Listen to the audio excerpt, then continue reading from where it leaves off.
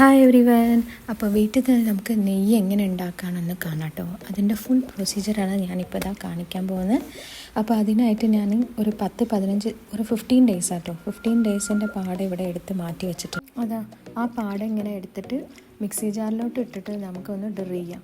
ഒരു 1/4 ഗ്ലാസ് വെള്ളം കൂടി ആഡ് ചെയ്യാൻ. 1/4 ഗ്ലാസ് ഒരു ചെറിയൊരു ഗ്ലാസിൻ്റെ വെള്ളം കൂടി ആഡ് ചെയ്യുക. അതിൻ്റെ കൂടുതൽ കൂടി പോകണ്ട. അപ്പോൾ ഒന്ന് ഡിറ ചെയ്ത് കഴിഞ്ഞിട്ട് നമുക്കൊന്ന് കാണാം. അപ്പോൾ തന്നെ സൗണ്ടിൽ വെച്ചൊരു ചെറിയ വ്യത്യാസം ഉണ്ടാകും. അപ്പോൾ ആ ബട്ടർ ഇങ്ങനെ നമുക്ക് കാണാൻ പറ്റും. ആ ബട്ടർ എടുത്തിട്ട് വെള്ളത്തിലിങ്ങനെ അതിൽ നിന്ന് മാറ്റിയിട്ട് നമ്മൾ ചൂടാക്കാൻ വെച്ച്. അപ്പോൾ ചൂടാക്കുമ്പോൾ തന്നെ ഞാൻ കുറച്ച് കറിവേപ്പില ഇട്ട് കൊടുക്കുന്നുണ്ട്. ചുമ്മാ അത് ആവശ്യമില്ല കേട്ടോ. നിങ്ങൾക്ക് സ്മെല്ല് ഇഷ്ടമാണെങ്കിൽ ഒന്ന് ഇട്ട് കൊടുത്താൽ മതി. ചിലർ ഗാർലിക് ഇടും. ഞാൻ കറിവേപ്പിലേൻ്റെ സ്മെല്ലൊക്കെ എനിക്കിഷ്ടമാണ്, അപ്പോൾ അതുകൊണ്ട് ഇട്ട് കൊടുത്തതാണ്. പിന്നെ അത് വേണമെന്നില്ല. അതാ പത വരാൻ തുടങ്ങി. അപ്പം തന്നെ ഒരു 10 മിനിറ്റിൻ്റെ സമയം മതി കേട്ടോ. നമുക്ക് നെയ്യൊക്കെ നല്ലോണം ഇങ്ങനെ കിട്ടാനേ.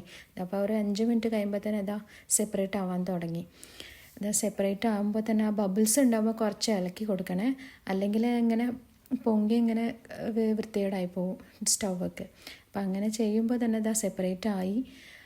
നമുക്ക് നല്ലോണം ഇങ്ങനെ നെയ്യ് പിരിയാൻ തുടങ്ങിയതാ. നെയ്യ് കിട്ടിയിട്ടോ. നമുക്ക് ആ വൈറ്റ് കളർ കാണില്ലേ, അതും കൂടി നമുക്ക് ഇങ്ങനെ നെയ്യായിട്ട് മാറും കുറച്ച് കഴിഞ്ഞാൽ.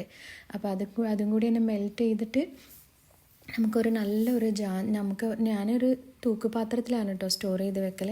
അപ്പോൾ നിങ്ങളെങ്ങനെയാണോ, ഞാൻ തൂക്കുപാത്രത്തെ സ്റ്റീലായതുകൊണ്ട് ഞാൻ അപ്പം തന്നെ ഫിൽറ്റർ ചെയ്തിട്ട് ആ തൂക്കുപാത്രത്തിൽ തന്നെ വെച്ച് കഴിഞ്ഞിട്ടോ.